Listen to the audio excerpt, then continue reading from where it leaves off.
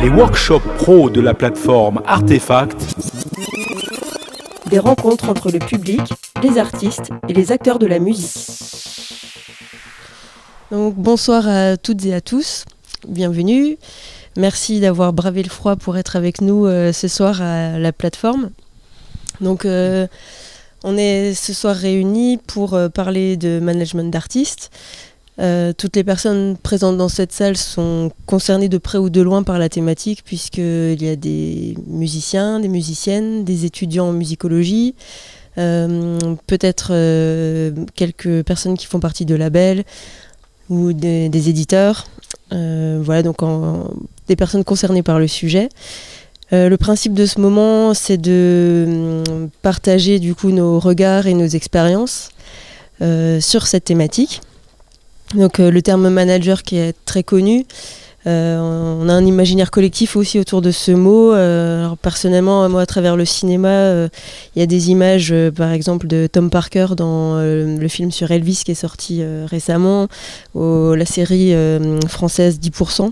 On a tous un peu un imaginaire sur ce qu'est un manager. Par contre, pour ce qui est de réellement le métier, les missions, comment ça se passe concrètement, c'est peut-être un peu plus flou. Donc on entend aussi souvent parler de ce métier de l'ombre dans la presse quand il y a aussi des histoires plus ou moins sordides. Donc je pense par exemple à Larry Rudolph par rapport à la mise sous tutelle de Britney Spears, ou alors Anne Cibron qui a été intervenue dans la presse lors de la bagarre entre Booba et Caris. Voilà. Donc des fois on a des images un peu détourné de ce qu'est réellement le métier puis la vie des gens par rapport à ce qui est médiatisé, et puis le travail, la plus grosse partie de l'iceberg que finalement n'est pas visible, quoi. Donc on est là pour creuser l'iceberg et puis voir du coup ce qu'il en est réellement. Donc on est ce soir ici pour environ 1 heure. Il y a un micro normalement dans la salle. Donc c'est Max qui est là, donc n'hésitez pas, tu peux peut-être tout de suite le mettre dans les mains d'un volontaire. N'hésitez pas à intervenir pour poser vos questions, pour donner votre avis. L'idée c'est vraiment qu'il y ait un échange, et puis voilà, donc soyez à l'aise pour prendre la parole. Donc on a le plaisir de recevoir Gilbert Marcellus, qui est manager du groupe de rock Skip the Use, qui est ce soir en concert à la laiterie, et qui est manager de ce groupe, mais entre autres. Tu pourras nous en parler tout à l'heure. Donc bonsoir Gilbert. Bonsoir. Et puis à ses côtés, Thomas Blancard, qui lui est manager de Johnny Car Wash, un groupe de garage pop cool de Lyon. Bonsoir Thomas. Bonsoir. Et je vais commencer par vous poser une question assez basique. Est-ce que vous pouvez vous présenter ? Donc en gros, je sais pas, peut-être Gilbert, si tu veux nous raconter en gros après le lycée, qu'est-ce que tu as fait ? C'est quoi ton parcours qui t'a mené à être aujourd'hui manager de groupe, dont Skip the Use, mais aussi Bébé Brune. Voilà. Alors je suis Gilbert Marcellus, je suis très impressionné, c'est la première fois que je fais ça. Je tiens à vous le dire. Et donc c'est grâce à mon régisseur qui m'a gentiment demandé d'accepter. Et merci. Je tremble, j'ai le trac et tout, hein, donc je vous le dis franchement. Ça c'était la transition parce qu'en fait je voulais devenir chanteur à la base quand j'avais 15 ans. Donc voilà, je commençais à écrire tôt, je viens de la culture hip-hop. Mais il n'y avait pas d'environnement pour nous à l'époque, sachant que j'ai 54 ans. Donc du coup, c'est vraiment l'éclosion de la culture hip-hop qui m'a amené à pouvoir faire ce métier-là. Beaucoup de mes prédécesseurs artistes qui faisaient de la funk, de la soul et tout ça n'ont pas eu la chance que moi j'ai eue. Donc, premier boulot assez tôt, parce qu'au bon endroit, au bon moment, et puis aussitôt venu, aussitôt reparti. Donc, ça s'est arrêté très vite. Et donc, par la suite, j'ai persisté à vouloir devenir artiste. Mais je me suis vite rendu compte que j'avais beaucoup plus d'aptitude à m'occuper des autres que de moi-même. Donc j'ai assez tôt basculé vers du management. Je sais pas, environ 25 ans. Ok. Je me suis occupé d'un groupe. Tu parlais d'Anne Cibron tout à l'heure et Booba, d'un groupe qui a eu la chance de collaborer avec Booba sur un de ses plus gros titres qui s'appelle Trade Union, un groupe de R&B que j'ai produit moi et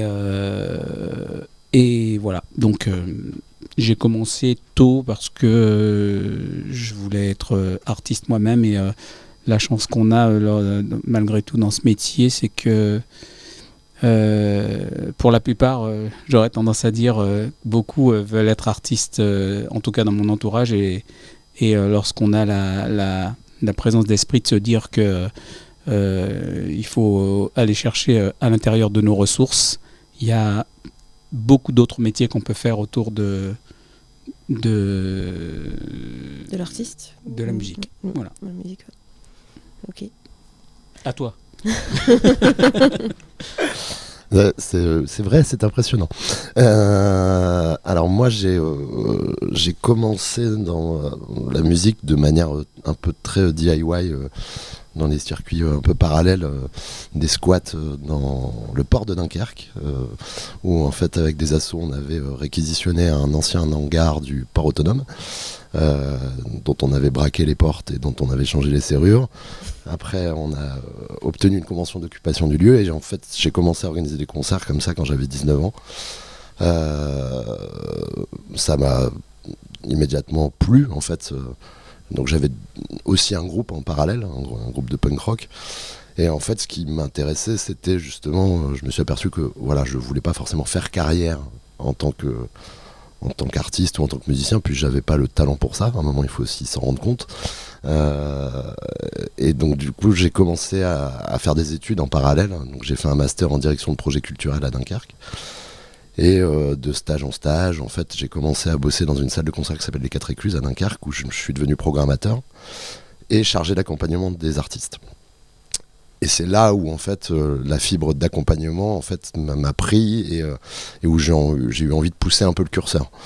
C'est-à-dire que je me suis formé à la fois au coaching scénique, donc c'est encore mon métier que j'exerce en freelance en ce moment. Donc c'est vraiment accompagner l'artiste au plateau pour créer leur spectacle, travailler sur l'interprétation, le choix des morceaux, les setlists, le bien-être mental aussi de l'artiste, ce qu'on oublie parfois aussi. Et en fait, voilà, il y a 3 ans, dans le cadre d'une de mes missions, parce que je bosse pour le Festival du Printemps de Bourges, je suis conseiller artistique national des Inouïs, qui est la partie découverte du festival. J'étais en audition à Saint-Étienne et en fait je suis tombé amoureux de Johnny Carwash qui était ce soir-là se produisait et en fait c'est le moment où j'ai eu un peu ce déclic dans ma tête de me dire en fait je veux aller plus loin que juste être une aide des fois très ponctuelle dans le parcours d'un artiste, c'est-à-dire sur des résidences où tu es là 3 jours et puis en fait après l'artiste continue son chemin et en fait là le fait de se dire mais en fait cette musique là, ce groupe là me fait tellement kiffer qu'il n'est pas question en fait que dans 2 ans on n'entende plus parler d'eux parce que peut-être que leur parcours aurait été semé d'embûches comme il l'est pour tout le monde en fait et c'est ça qui m'a fait un peu le déclic où je me suis dit bon allez let's go soyons managers. Mais au final c'est ce que j'expliquais tout à l'heure en off. C'est que en fait, ça fait 3 ans que je travaille avec le groupe, mais on a officialisé la chose qu'en avril 2022. Et c'est que depuis qu'on a officialisé la chose, contractualisé les choses, que je m'autorise à m'appeler manager. Alors que toi, Gilbert, ça fait du coup quelques années de plus que tu es manager. Du coup, ça fait à peu près combien de temps ? Alors, de toute façon, j'ai lancé le pavé dans la mare, donc je vais arrêter de faire marche arrière. Ça fait longtemps parce qu'en fait, moi, j'ai commencé à faire ce boulot-là. Moi, mon premier job, c'était... j'ai dû choisir entre faire psy ou faire de la musique. Et j'ai menti à ma mère, je lui ai fait croire que j'allais à la fac et parce que j'avais raté mon bac, fallait que je fasse un truc de rééquilibre, je sais plus comment on appelle ça, c'est tellement vieux que je me rappelle plus, et je lui faisais croire que j'y allais jusqu'à ce qu'elle se rende compte que j'étais avec qu'elle me voit en train de faire le con avec une rap star de l'époque et dont je tairai le nom, avec qui je suis toujours ami et qui me disent mais qu'est-ce que tu foutais avec Bip et là je bégaye et je lui dis bah voilà bah tu savais bien que voilà donc je fais de la musique, je viens de la danse à la base et donc du coup pas de fac et j'ai très vite oublié que j'avais raté mon bac parce que c'est quand même plus marrant de faire de la musique que de repasser le bac et donc de petit boulot en petit boulot je me dis que je vais faire de la musique mais en fait très vite tu deviens psy de toi-même pour commencer et ensuite psy des autres. Dès que tu t'occupes des autres, il faut beaucoup d'empathie pour travailler dans la musique, sans y accoler aucun titre de grandiloquent que j'ai adoré quand tu as fait manager. Ça me fait trop marrer parce qu'en fait, quand on est manager, on passe son temps à croiser des gens qui sont directeurs. C'est moi qui aime le calme, rencontrer des gens avec autant des gens aussi éminents en permanence, ça m'effraie. Donc je dis au dernier moment en fait que je suis le manager à un tel point que la dernière fois avec Skip the Use, un mec m'a regardé dans les yeux et m'a dit mais non c'est pas toi le manager et je lui ai dit non c'est pas moi. Je te jure c'est pas moi. Donc ça fait longtemps, ça fait depuis que j'ai 25 ans je pense. Okay. 25 ans. Et est-ce qu'il y avait une image que vous aviez du métier qui est différente à vos, par exemple toi à tes débuts et aujourd'hui, ou toi il y a quelques années puis aujourd'hui? Est-ce que votre image de ce que c'est qu'être un manager, elle a changé entre le moment où vous êtes lancé puis aujourd'hui? Alors moi je m'en faisais un monde et j'avais énormément peur en fait.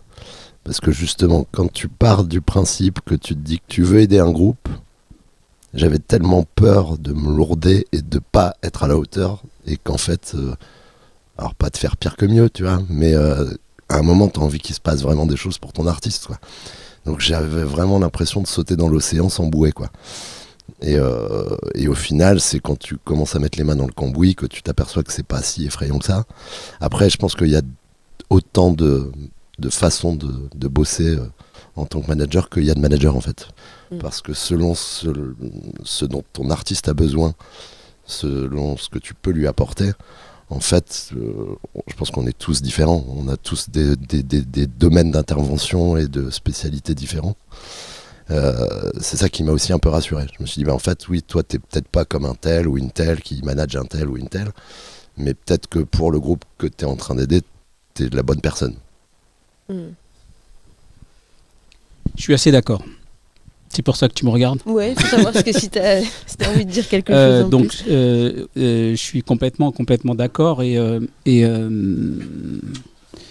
est-ce qu'on je suis assez d'accord sur le fait de s'en faire un monde et je pense qu'il faut malgré tout s'en faire un monde parce que c'est une super grosse responsabilité en fait. Une fois, un mec qui bossait avec un directeur artistique, je me rappelle plus de son nom, mais il s'occupait de Diams. Il m'a dit un truc qui m'a touché un jour, alors qu'il m'avait fait galérer sur plein de projets où il devait me signer. Il m'a dit, nous, quand on signe des choses, on a une responsabilité quand même envers l'artiste. Donc il me l'a gentiment dit. Ensuite, la réalité, c'est autre chose.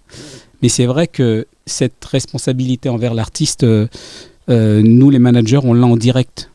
On l'a 24/24. C'est-à-dire que la nuit, quand le mec il est énervé ou qu'il est frustré, c'est pas le label qui va appeler, c'est nous. Donc lorsque tu prends le rôle d'accompagnant de quelqu'un qui a besoin de sa sensibilité pour travailler, tu t'engages dans quelque chose qui n'a pas d'heure tu vas pas badger à l'entrée et tu vas pas badger à la sortie. Tu vas badger une fois. C'est-à-dire que tu vas badger jusqu'au début et puis ensuite tu débadgeras quand il te virera. Tu vas badger 2 fois en fait. Tu t'embauches et ensuite tu prends ton carton et tu t'en vas parce que en règle générale, ce sont eux qui décident de quand ça s'arrête. Donc ça, c'est la contrepartie du métier, malgré tout, parce que lorsqu'on a beaucoup d'empathie, il faut savoir que c'est les montagnes russes avec l'artiste, et c'est les montagnes russes pour l'artiste, et c'est les montagnes russes quand l'artiste se barre. C'est parce que c'est une rupture, en fait, malgré tout. Et puis c'est des petites morts tous les jours ou toutes les semaines, parce qu'en fait, à chaque coup de téléphone que tu donnes pour faire quelque chose, pour accomplir une chose, il faut passer 100 coups de fil. Donc, à chaque fois que tu dois donner un coup de téléphone, tu as un mec en face qui... moi, à l'époque, j'avais des fax. Toi, tu n'as pas connu ça. Donc, je les ai connus, mais c'était la fin. Voilà. Ça déclinait déjà, quoi. Donc, à l'époque, on pouvait leur dire... ils n'ont pas reçu le fax. Donc, tu pouvais dire ça à l'artiste. Aujourd'hui, l'artiste, il reçoit le SMS en même temps que toi. Donc, voilà, il y a une réactivité émotionnelle à gérer qui est permanente et immédiate. Oui, on dit souvent que le manager, il y en a qui appellent aussi ces fonctions l'agent d'artiste, que l'agent ou le manager, c'est la personne la plus proche en fait de l'artiste dans tout son entourage professionnel. Vous partagez ce... vaut mieux ça, hein, parce que si c'est pas la personne la plus proche, même si c'est... je réagis à vif. C'est important. C'est important parce que même si ça n'est jamais la personne la plus proche, moi de mon expérience, la personne la plus proche, c'est celle qui se couche sur l'oreiller avec. Donc, moi, je vais dire une petite anecdote. J'adore travailler avec des jeunes. J'ai eu Bébé Brune, j'ai eu Trait d'Union, en fait, ce groupe. Je suis parti, ils avaient 14 ans, 13 ans. Quand ils ont signé leur premier deal, ils avaient 13 ans. Et j'aime beaucoup travailler avec les très jeunes parce que ils n'ont pas encore de fiancé. Voilà, les carrières de Johnny se sont faites et défaites. Pourquoi ? Parce que quand il change de meuf, sa meuf, elle fait changer l'équipe. C'est vrai, c'est... Donc la personne la plus proche, moi j'ai toujours tendance à dire, c'est celui qui se couche sur l'oreiller avec. Et ensuite, la deuxième personne la plus proche, c'est le manager. Donc il y a une proximité puis une confiance qui est nécessaire quoi, au quotidien, quoi. Ouais, moi je nuancerais un peu parce que on a besoin de complicité, on a besoin de partage. Après j'essaye, moi en tout cas c'est ma posture, de pas rentrer trop dans une relation trop intime avec le groupe que je manage. Déjà pour les protéger eux aussi, parce que j'ai pas envie qu'ils soient une éponge aussi de mes angoisses parfois, parce que comme tu l'as dit, on est tellement pris par cette responsabilité qu'on a envers eux, que des fois moi j'ai envie aussi de pouvoir être un peu garder mes angoisses pour moi et pas les partager avec eux, parce que des fois ça se ressent, une angoisse tout simplement.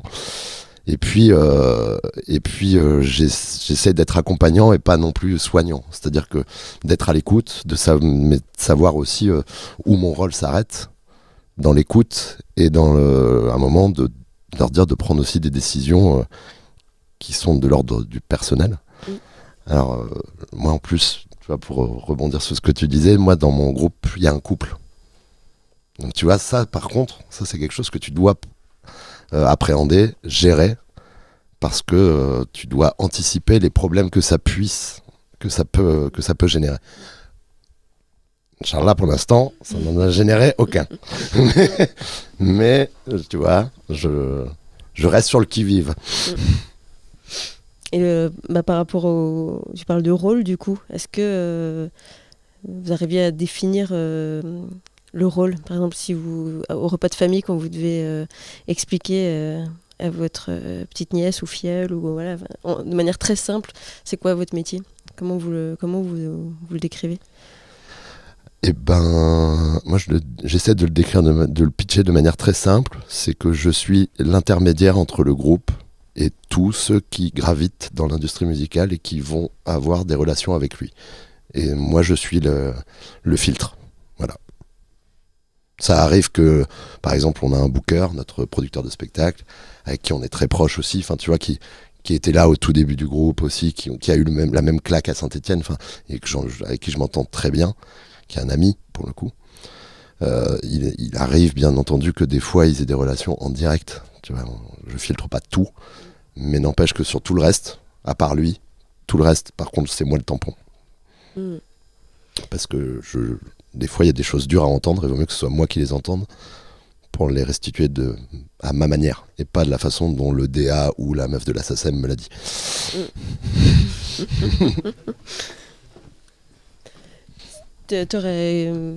Comment je décris mon métier à mes proches, ouais. Ou aux gens en général, ou aux gens en général, comme ouais, en fait, moi, aux gens qui sont pas du métier, en fait. Aux gens qui sont pas du métier, alors à tout le monde, moi en règle générale, je leur dis que je suis une pervenche du showbiz. Ok. C'est parce qu'en fait, on a clairement du pouvoir qui en fait c'est de la poudre d'escampette en fait. On n'a aucun pouvoir. Donc moi souvent je dis que quand ça va bien, c'est grâce aux autres. Quand ça va mal, c'est à cause de nous. Et si tu te mets dans un carrefour où c'est bloqué, ben c'est toujours à cause de l'autre. Et quand le carrefour il est débloqué, c'est jamais grâce à la pervenche. Donc c'est vrai. je simplifie ça comme ça parce qu'en fait, moi je pense que les films c'est bien, les histoires sont bien parce que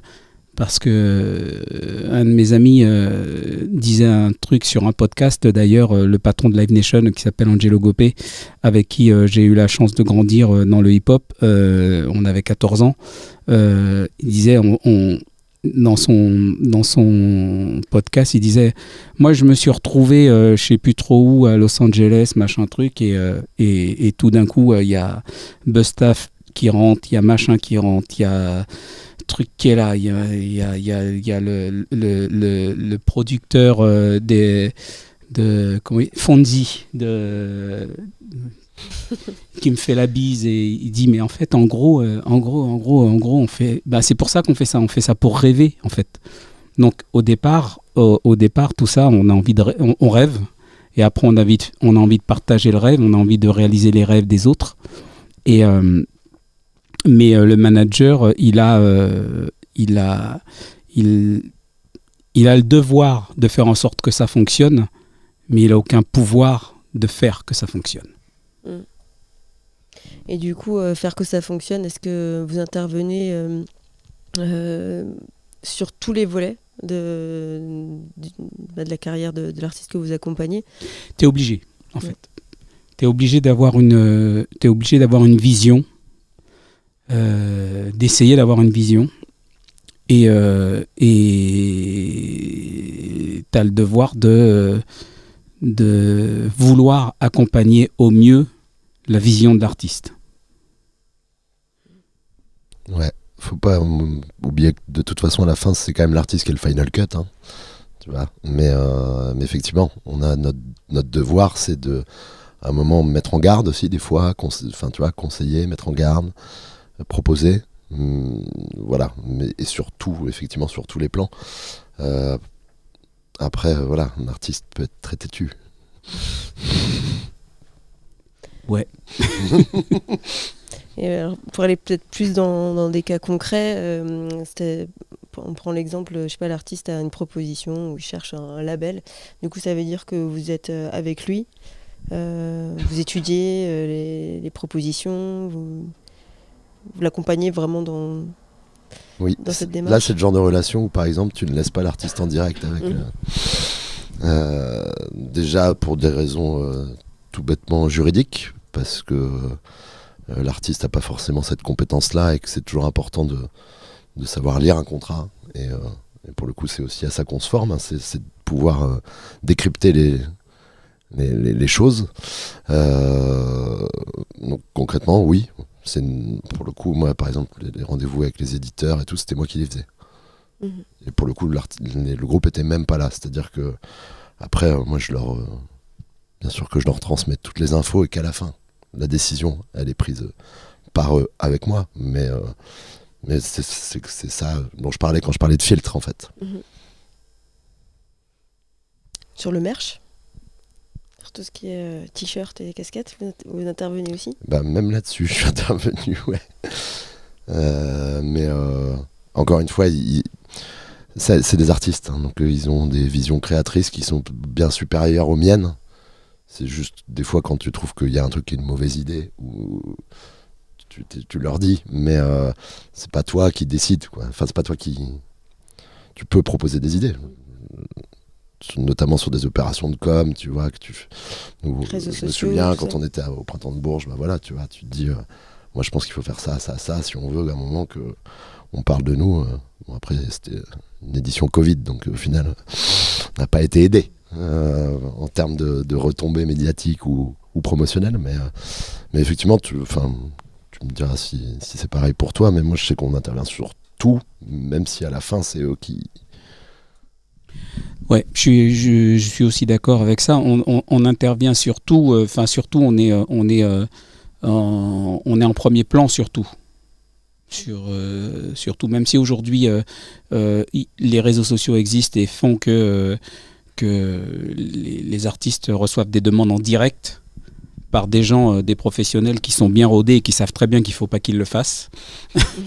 Ah oui, mais je ne trouvais pas ton numéro de téléphone, donc j'ai été sur son Instagram, je lui ai fait un message en direct sur son Instagram, et que lui, sur son Instagram, il suffit juste de regarder qui le suit et qui y suit, et tu trouves facilement.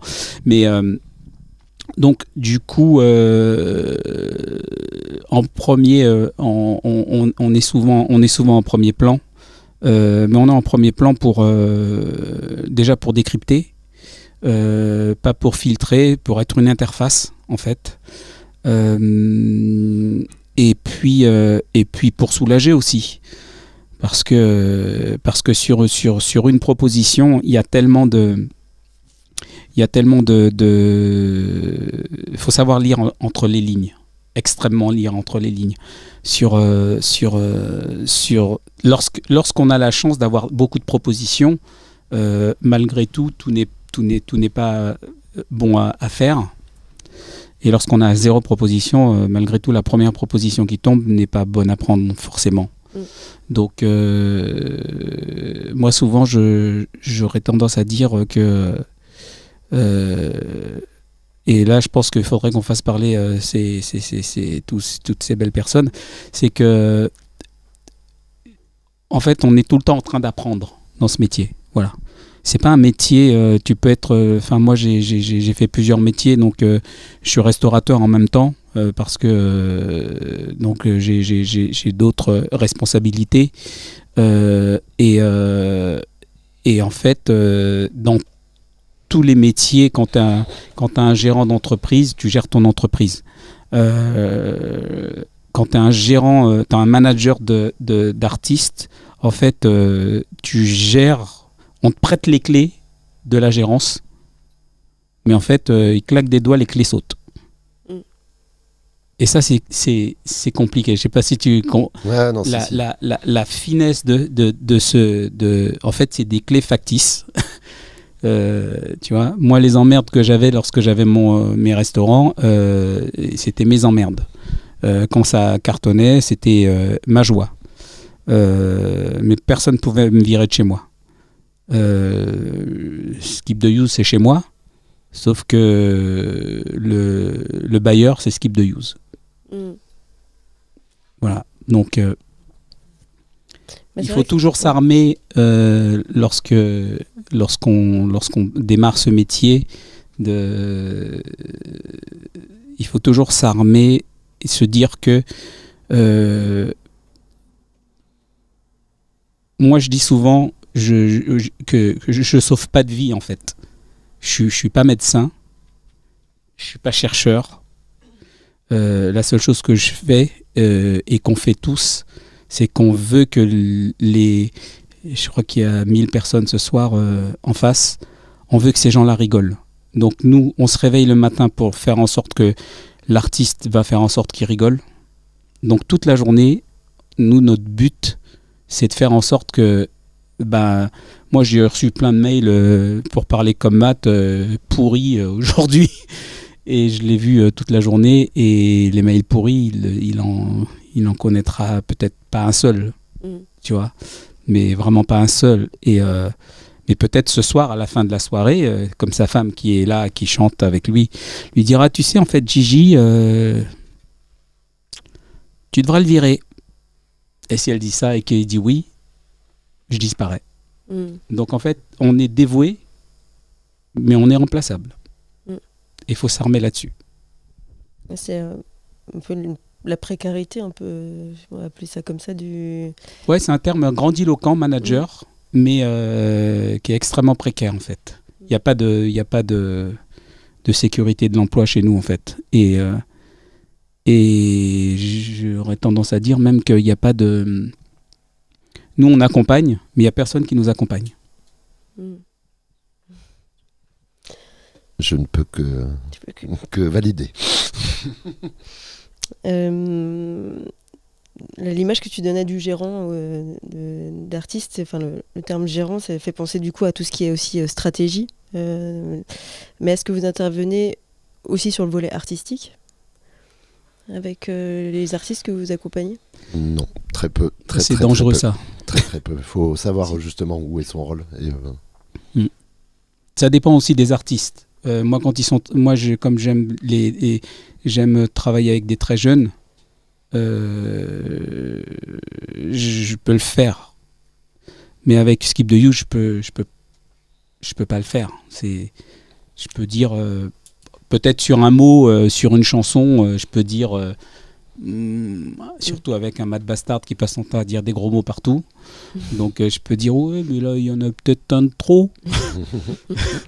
Mais c'est tout. Et puis ce sont des artistes aguerris, ils sont pointus. Et même les jeunes, en fait, les jeunes, il faut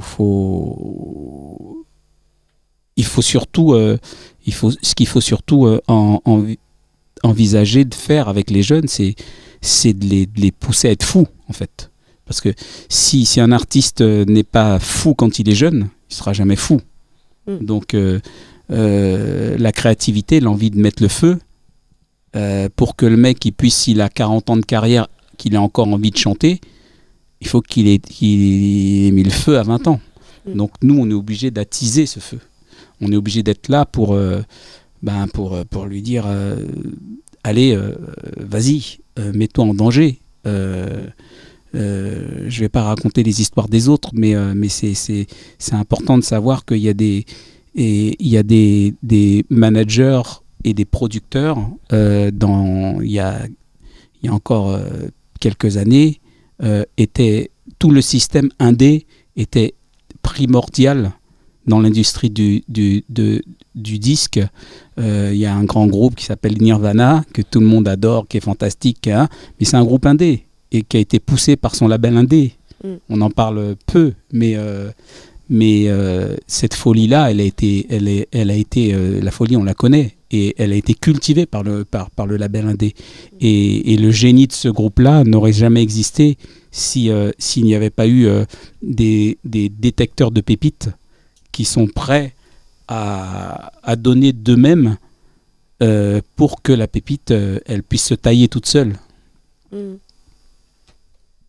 Ouais, moi, pour revenir à l'artistique, effectivement, ça peut arriver de donner ton avis sur un détail ou quelque chose mais tu formates pas, tu cadres pas. C'est pas de la DA, quoi. Ouais, voilà. Et C'est pas de la direction artistique. Non. Et je pense que même un DA se doit de pas trop formater. Du coup, dans le lien qui vous attache le lien juridique qui vous attache aux artistes que vous suivez, comment ça fonctionne? Est-ce que vous pouvez nous dire à peu près comment ça marche? Alors, je pense qu'il y a... c'est pareil, hein. Selon... il y a autant de profils que de gens. Donc, selon comme je disais tout à l'heure, hein, moi, j'ai signé un mandat d'agent avec le groupe et on y a mis ce qu'on voulait bien y mettre.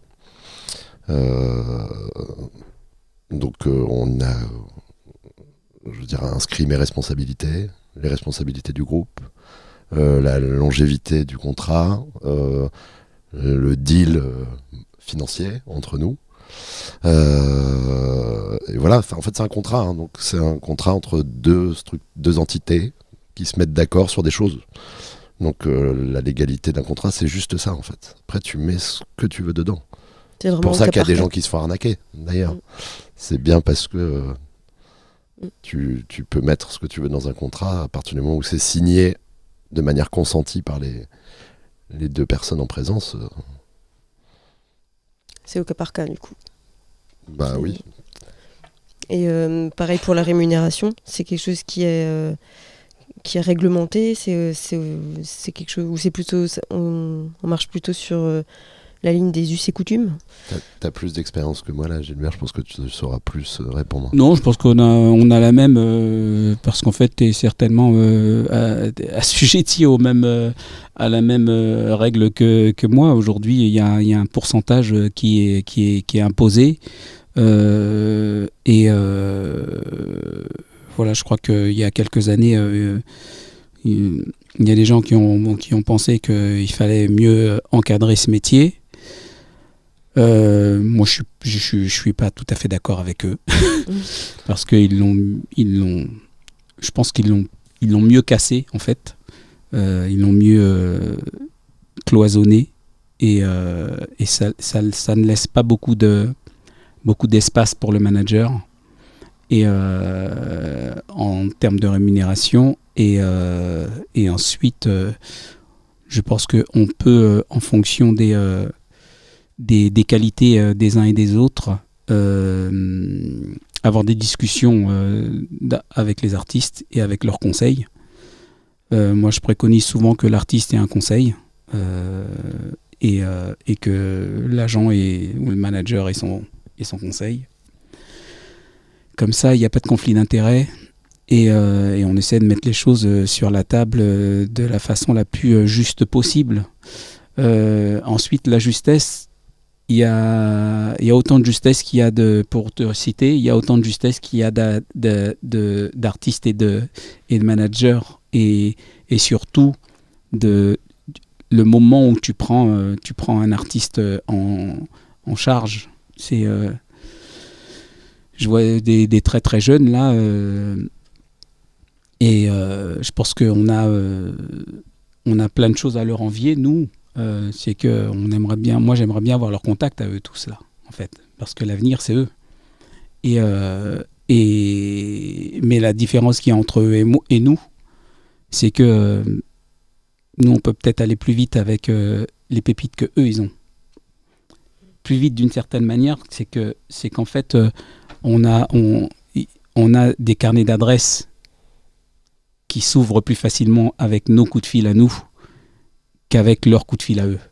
Moi je me souviens le nombre de fois où j'ai passé des coups de fil où on m'a jamais pris et ça me fait encore mal. Moi ça m'arrive encore beaucoup hein. Ben ouais, moi aussi hein, ça m'arrive toujours mais un peu moins, beaucoup moins quand même. Et je pense que ce qui est important, c'est de se rendre compte de la richesse de chaque étape de notre vie. Mais ça, c'est dans tous les métiers. La force de la jeunesse, c'est la fraîcheur. Et la force des vieux briscards, c'est l'expérience. Il faut réussir à combiner tout ça.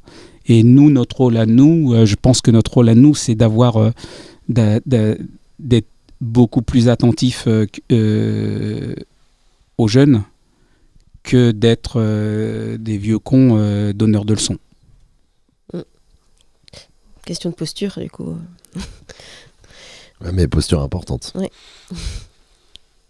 Peut-être que vous avez des questions. Bonjour. Bonjour. Bonjour. Du coup, je voudrais savoir, parce que moi je me place plutôt en tant que musicien, à quel moment c'est bon d'avoir un manager et à quel moment c'est intéressant, selon vous? Alors, moi, ce que je dis souvent, c'est que tu ne trouves pas ton manager, c'est plutôt ton manager ou ta manageuse qui te trouve.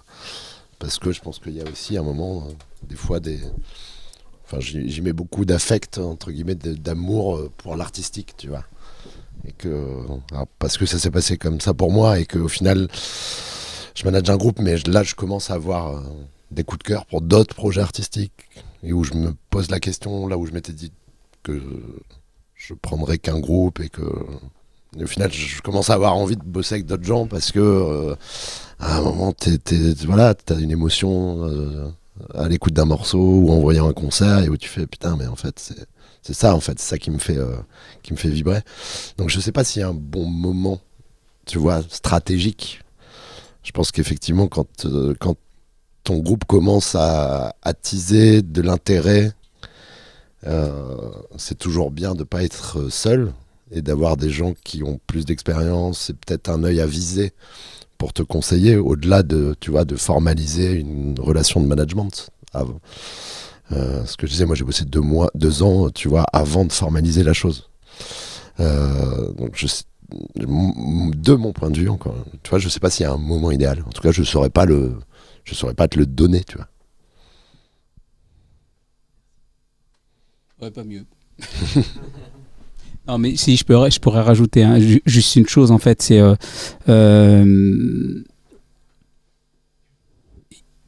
il n'y a pas une vie avec un manager. Il y a aussi une vie avec plein de managers. Le moins possible, peut-être, le bon, mais une carrière d'artiste ou de musicien, c'est pas la même chose. Donc musicien et artiste, c'est même si les deux sont des artistes, mais lorsque je dis artiste, c'est l'artiste interprète ou le groupe qui est en front, c'est pas la même chose. Donc si toi ton rôle c'est d'être, si t'es un musicien additionnel entre guillemets, tu restes un artiste, mais en étant un musicien additionnel, je pense que moi j'aurais tendance à dire qu'il ne faut pas s'encombrer d'un manager parce que tu es un musicien additionnel et c'est ton talent qui va faire que les gens vont venir vers toi et puis aujourd'hui il y a les réseaux sociaux qui permettent aussi beaucoup de choses. Faut surtout pas être impressionné, il faut juste balancer en fait. Tu veux jouer pour un tel, tu envoies un lien, tu peux trouver tout le monde en fait aujourd'hui sur les réseaux sociaux. Mais si tu es un artiste, tu chantes ou tu es un soliste et viendra un moment où tu auras besoin d'une relation plus forte et plus accompagnée et plus rassurante aussi. Ça permet ça permet aussi d'affronter les choses, d'affronter l'adversité avec un peu plus d'aplomb lorsqu'on n'est pas tout seul dans le bateau. Merci. Je vais peut-être poser une question un peu complémentaire. On disait de comment trouver un manager, quoi, en gros, à quel moment, mais aussi comment, en fait.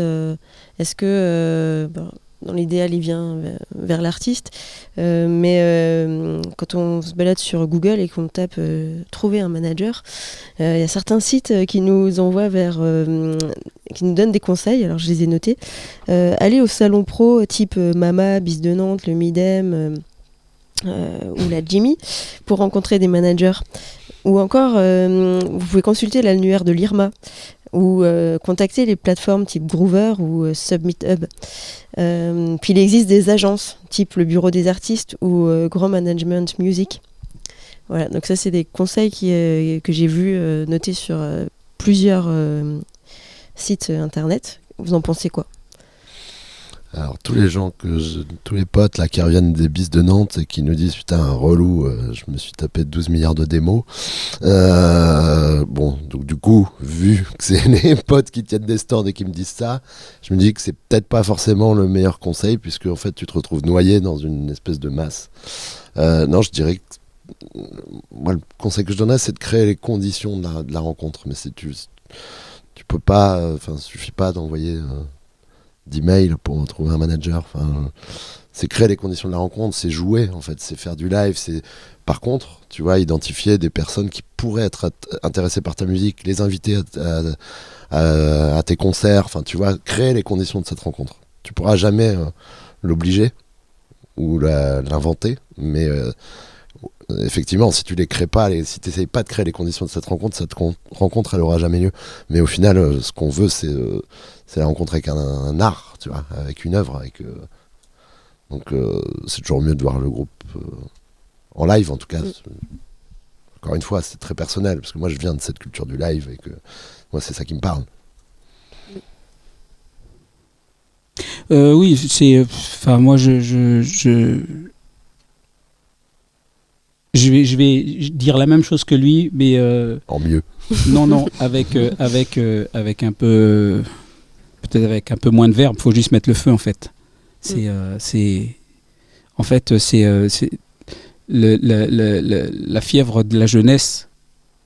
C'est ce dont tu as besoin pour avoir un manager. Faut faire sauter les verrous en fait.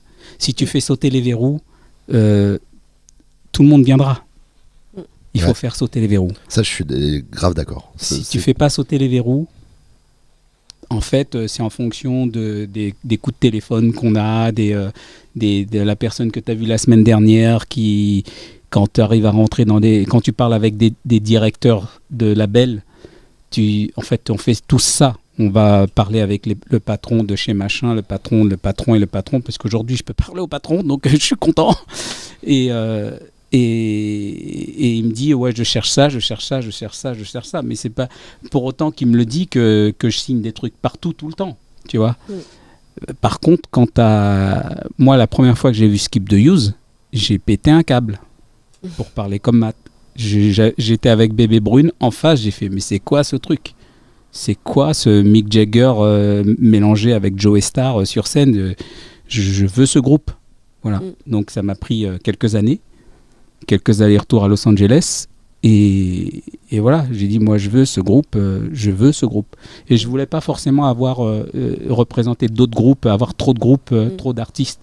Parce qu'en fait, tu peux pas bien faire ton travail et tu peux pas te staffer suffisamment. On n'a pas des artistes internationaux qui rapportent des millions et qui font qu'on peut monter des grosses boîtes et des grosses agences. Donc si tu veux bien faire ton boulot, tu es obligé d'être exclusif d'une certaine manière. Donc ce qui est important pour quel que soit ce qu'on fasse dans la vie, c'est de la conviction en fait. Tu mets toute la conviction que tu as dans ce que tu fais et puis ensuite le seul regret que tu pourras avoir, c'est de ne pas avoir été au bon endroit au bon moment. Mais tu n'auras pas le regret de ne pas avoir tout mis. Ouais, il ne faut pas oublier le facteur des fois du hasard et de la chance. C'est quelque chose qu'on oublie beaucoup, tu vois, quand on parle de carrière. Parce que forcément, quand on parle de la carrière d'artiste, on parle souvent de la carrière de ceux qui ont réussi, mais on ne parle pas de ceux qui n'ont pas réussi. Et ça ne veut pas dire qu'ils étaient moins talentueux que les autres, forcément. C'est qu'à un moment, il y a des choses aussi qui se passent qui sont vraiment totalement de l'ordre du what the fuck, tu vois, d'être the right man at the right place, comme tu dis. C'est vraiment des hasards qui ont fait des carrières de grands groupes de rock, tu vois, des fois. Et ça, faut jamais l'oublier, quoi. Enfin, de rock, de rap, peu importe.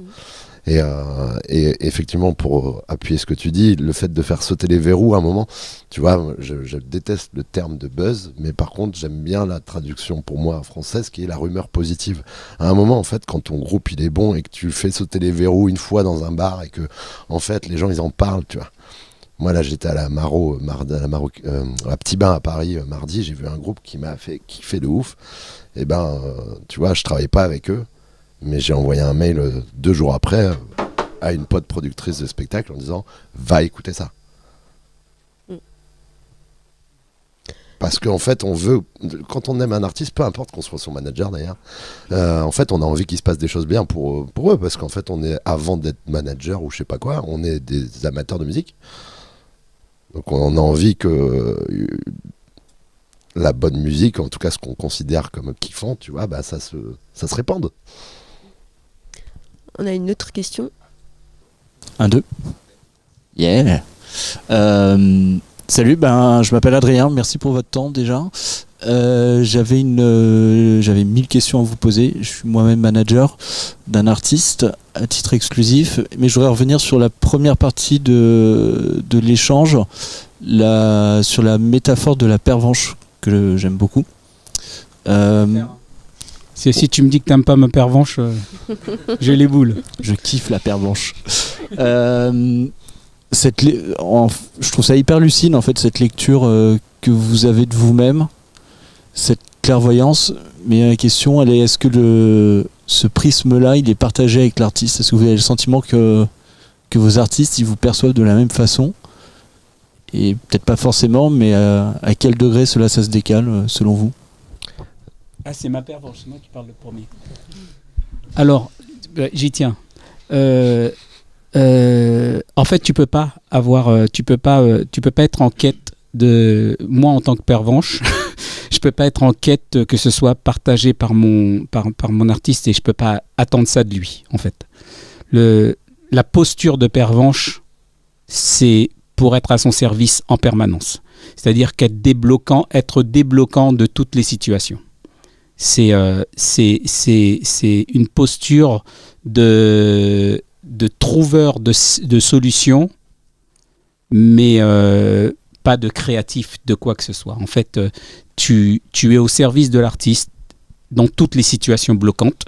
Et bien sûr que si tu es au service de l'artiste dans les situations bloquantes, tu es au service de l'artiste dans les situations favorisantes.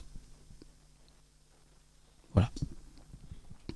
Et moi, je serais bien incapable de savoir la façon dont me voit le groupe. Et entre guillemets, je m'en fous. L'important, c'est ce qu'on fait et est-ce qu'on est utile ou pas, quoi. Enfin, le reste, voilà, tu vois, on a des fausses clés, comme disait Gilbert. Donc,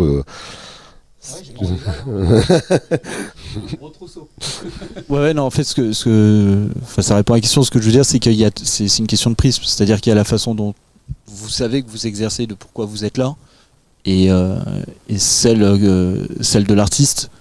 Et c'est à ce niveau-là, en fait, que je posais ma question, quoi. C'est de savoir si vous sentiez des fois que justement vous étiez en phase sur ce pourquoi vous savez que vous êtes là. Est-ce que l'artiste mesure bien aussi ce pourquoi? Voilà. En fait, ça répond. En fait, peut-être qu'on n'a pas été clair dans la réponse, mais dans ta reformulation, tu réponds toi-même. En fait, oui, l'artiste, il est en phase à un certain moment, mais nous, notre travail à nous, en fait, le métier de manager, c'est un truc qu'on n'a pas dit, c'est qu'en fait, on est des passionnés, en fait. Voilà. Tu es obligé d'être passionné, d'abord. Tu es obligé d'être passionné parce que tu vas mal dormir souvent. Et si tu n'es pas passionné, ça sert à rien d'avoir des ulcères. Moi, je parle pour moi, mais je pense qu'on est d'accord là-dessus. On dort tout le temps mal. Tu vois, là, avec Skip the Use, je viens de mettre des zéniths en vente. C'est une bonne nouvelle, non? eh ben je dors mal. Parce qu'il faut les remplir. Tu vois? Donc je rentre un titre en radio, eh ben c'est une bonne nouvelle. Eh ben je dors mal, tu sais pourquoi? Parce qu'il faut qu'il reste en radio. Et quand il sort de la radio, eh ben, le premier qui est au courant, c'est moi. Et après, il faut que tu l'annonces à qui? À l'artiste. Donc, on est habité par la passion. Et cette passion se traduit dans notre investissement. Et on n'est pas dans une démarche d'aller voir l'artiste pour lui dire « t'es content de mon travail », en fait. Donc, il doit être en phase. Et pour te laisser les clés virtuelles le plus longtemps possible. Et quand il n'est pas en face, tu le sais tout de suite, parce que tu n'as plus de clés. Ça répond à ta question ou toujours pas? Si, ça répond à la question. C'est plus un partage d'expérience. C'était votre partage d'expérience, savoir comment vous aviez vos relations, c'est ce que je cherchais à entendre. Moi, je suis hyper proche de tous mes artistes, en fait, tu vois. Je suis hyper fusionnel. Moi, je suis... alors, peut-être que ça te parlera davantage. Moi, j'ai un vrai problème. J'ai un autre problème, même que toi. Moi, j'ai besoin qu'on m'aime tout le temps. Voilà. Donc, je travaille dur pour qu'on m'aime. Donc, quand on m'aime plus, je pleure. Donc, en fait, celui qui gagne, c'est celui qui a compris ça. Parce qu'en fait, je vais bosser dur. Et donc forcément, on a besoin d'être en phase, et l'artiste a besoin d'être en phase avec nous. Mais ce que moi je veux souligner, c'est que voilà, ce besoin que moi j'ai qu'il soit en phase avec moi, c'est pas ce qu'on doit mettre en avant en fait. Nous, ce qu'on doit mettre en avant, d'ailleurs, on met rien en avant. On monte au créneau tout le temps en fait. Et lui, il le voit, il le ressent, ou pas. Et auquel cas, à un moment donné, s'il ne le ressent pas, faut que tu te poses la question de pourquoi tu es là, en fait. Et moi, c'est la question que je me pose souvent. Je dis aux artistes, en tout cas, je dis aux artistes qui me demandent conseil, que quand tu te sens pas bien avec quelqu'un, le divorce a été inventé pour que les gens meurent pas ensemble et s'entretuent pas dans leur couple. Donc c'est la même chose avec, tu vois, c'est rien n'est définitif en fait, tu vois. C'est quand tu as la chance d'avoir des succès, moi j'ai eu la chance d'avoir des groupes qui ont eu des succès et je remercie la chance, parce que c'est surtout la chance. Hein, il y a du travail, mais le travail sans la chance, on en parlait tout à l'heure, tu regardes passer le train en permanence, hein, et j'en ai vu passer des trains. Donc, tu te donnes, tu dors mal, tu es heureux, ce soir je vais être super content, on va être hyper content. Mais je peux te dire un truc là tout de suite, je suis pas très bien. Pourquoi? Parce que Matt il a mal au genou, et je sais qu'il a mal au genou, et je te donne cet exemple là pour te dire que en fait on est des éponges en fait, et ton investissement, Matt il sait pas que je me prends la tête parce qu'il a mal au genou, il le sait pas, il faut pas qu'il le sache, mais je peux pas m'empêcher de me prendre la tête parce qu'il a mal au genou. Parce que s'il a mal au genou, je sais qu'il va mettre le feu. Mais lui, quand il va rentrer, il va me dire ouais, mais tu sais très bien qu'on aurait pu les tuer encore plus. Donc, et c'est ça c'est là où tu te rends compte que tu es en phase avec ton artiste. C'est que toi, tu as mal au ventre pour lui, et que lorsque lui sort de scène et qu'il a mal au ventre parce qu'en fait, il n'a pas tué tout le monde. Parce que lui, ce qu'il voulait, c'est donner 300% de lui-même. Et c'est ces partages-là, en fait, qui sont magiques. Et c'est pour ça qu'on fait ça. Ça répond ou pas? T'as pas l'air content. Hein. T'as pas l'air en phase. Ah ouais, tu dors mal alors. Donc c'est normal. J'avais une petite question. Dans vos expériences, dans votre carrière, est-ce que il y avait des personnes donc, qui ont d'autres fonctions dans l'entourage d'artistes qui ont été un peu votre bras droit, enfin, peut-être pas bras droit, c'est peut-être un peu trop fort comme expression, mais un autre professionnel qui peut être un complice un peu privilégié entre le label, l'éditeur, le tourneur, l'attaché presse, tout ça. Nous, voilà, après, les profils, nos profils sont différents et les profils des groupes dont on s'occupe sont différents. Moi, je travaille sur un groupe en émergence qui est vraiment au tout début de sa carrière. Et donc, c'est vrai que Joss, notre tourneur, notre booker, voilà, il a une relation très privilégiée avec nous parce qu'il était là au tout début et qu'on construit le truc, le petit château, petit à petit, brique par brique, tous ensemble. Donc, effectivement, c'est une relation un peu plus, quoi. C'est pas juste un mec qui est censé nous trouver des dates et forcément, des fois, on lui demande son avis. Et ça fait partie de l'histoire, du coup, qui s'est Ouais, construit. puis ça se passe très... Enfin, vraiment, c'est une histoire humaine. Hein, pour le coup... voilà, la boîte de prod pour laquelle Joss Boss s'arrête, il est impensable pour nous de ne pas continuer à travailler avec lui. Peu importe dans quelle boutique il atterrira, peut-être qu'on se rendra compte que la boutique est importante au-delà de la relation humaine qu'on a avec lui, mais pour l'instant on ne se pose pas la question. C'est rédhibitoire. Et lui à l'inverse aussi. Il a des contacts avec d'autres structures de production de spectacles. La condition sine qua non, c'est de garder Johnny Carwash et Bandy Bandy avec lui parce que c'est des groupes avec lesquels il a construit beaucoup de choses. Et toi, par rapport au groupe avec qui tu as travaillé, est-ce qu'il y avait, je sais pas, tu as été peut-être plus en lien avec l'un ou l'autre des pros qui étaient autour d'eux, par exemple avec un éditeur, un attaché presse ou Tu parles jamais de label? Ou de label, si, ouais. Alors encore une fois, moi, j'ai pour, je suis pas quelqu'un de conflictuel et donc ça, c'est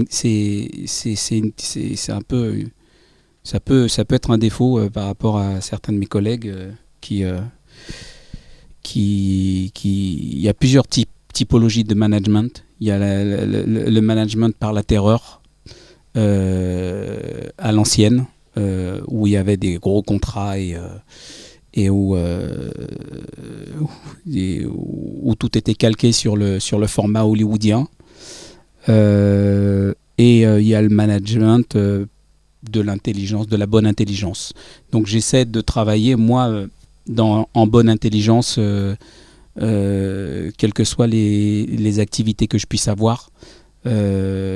Parce que la bonne intelligence débloque beaucoup plus souvent les situations que le management de la terreur, qui fait que moi je veux me réveiller le matin même si j'ai mal dormi et avoir envie d'aller travailler.